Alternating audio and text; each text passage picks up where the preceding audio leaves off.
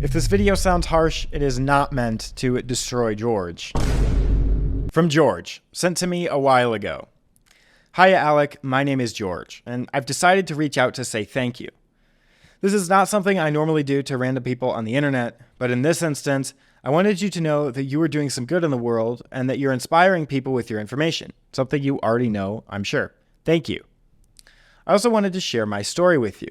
I'm just a guy at the midway point in his life who left his very cool first career as a computer VFX artist / animator due to instability. I'm very sad that the industry couldn't solve that issue to enable me to continue doing something I very much loved doing. 4 years ago, I began my second career as a builder here in New Zealand.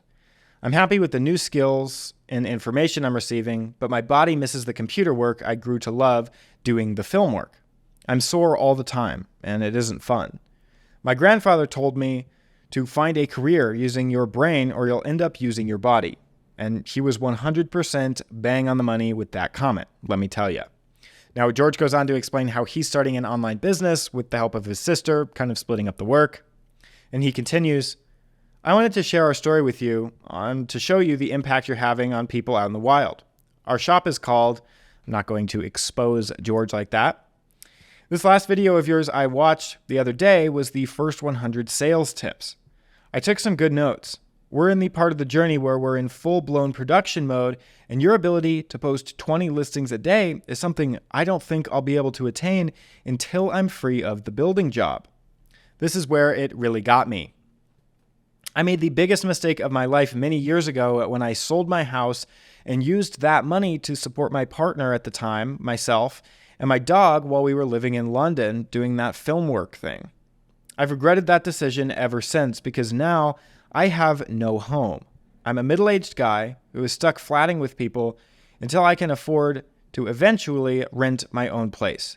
I really want this Etsy venture to be the thing that digs me completely out of the hole that I got myself into all of those years ago. Now, obviously, I was flattered and inspired when I got this email, so I went over and checked out his shop to see he had posted 27 listings and made a total of 4 sales. Now, I get very similar questions asked all the time in various different ways.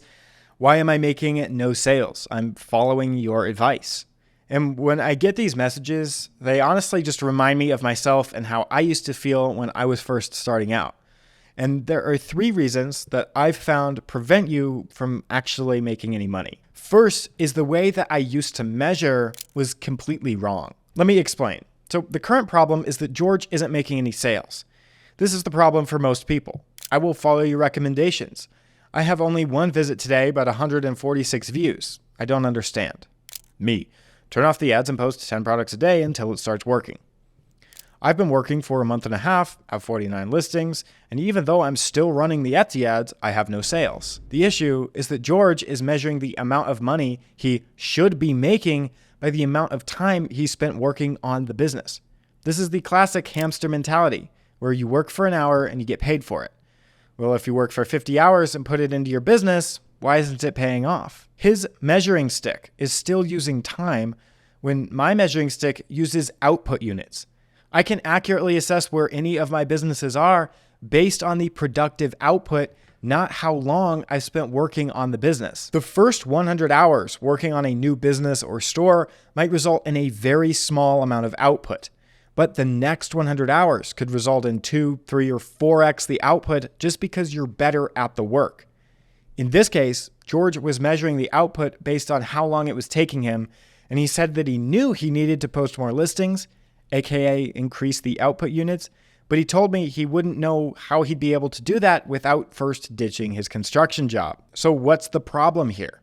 Well, it's that he has to do more outputs so that he can ditch the construction job.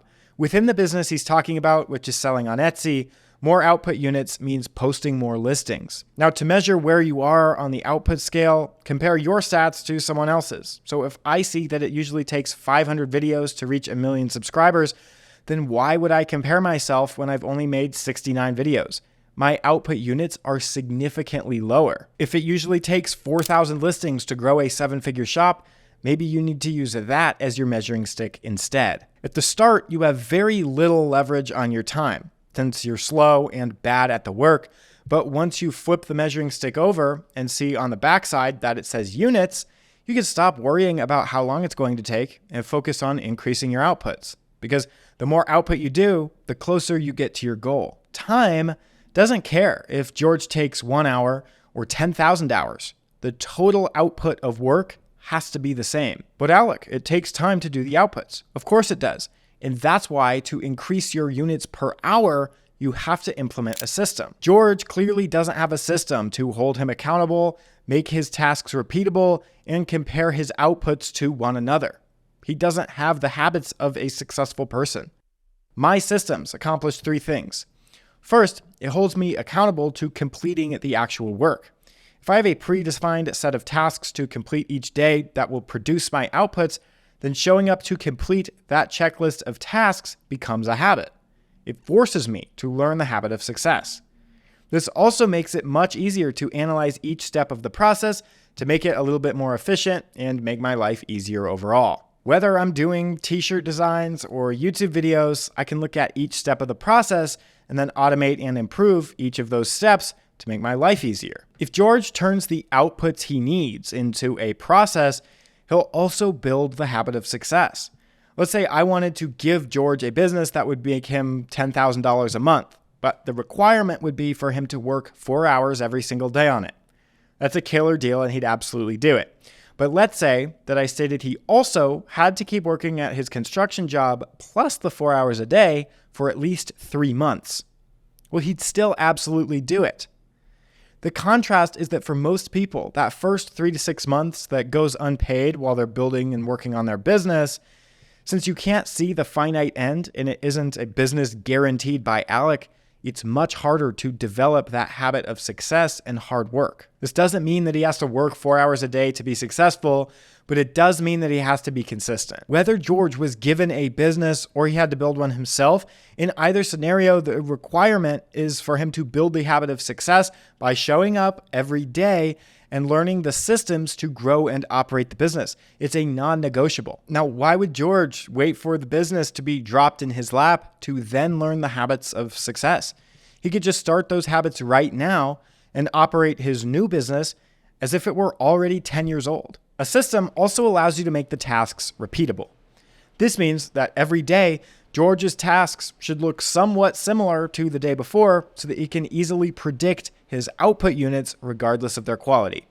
Repeatability allows George to sit down whenever he has the time and work on the tasks that move him along the path closer to higher quality and more output.